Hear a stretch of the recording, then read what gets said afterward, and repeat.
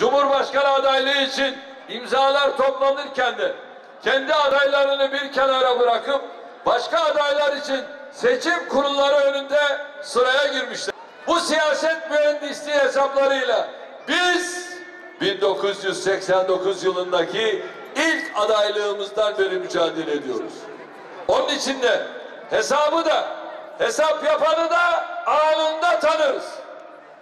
Şimdi de aynı partinin genel başkanı dahil pek çok sözcüsü şu parti illa barajı geçmeli diyerek adeta seçmenlerini işportaya çıkarıyor.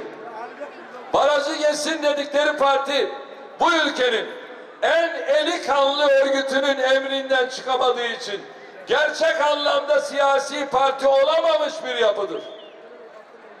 Milletvekilleri kendilerine oy verenleri temsil etmek yerine örgütün cenaze ve silah işlerine bakıyordu. Anlıyorsunuz değil mi? Belediye başkanları seçildikleri yere hizmet etmek yerine devletin kendilerine tahsis ettiği aracı, gereci, parayı götürüp örgüte daha gönderiyordu.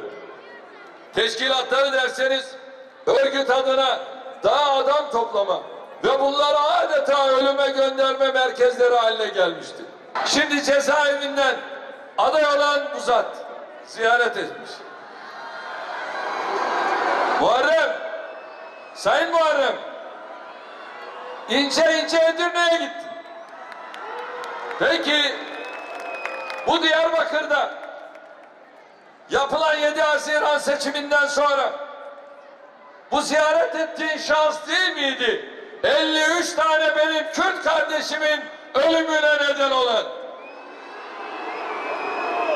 Ya sen hangi akla hizmet ediyorsun? Neymiş adaymış?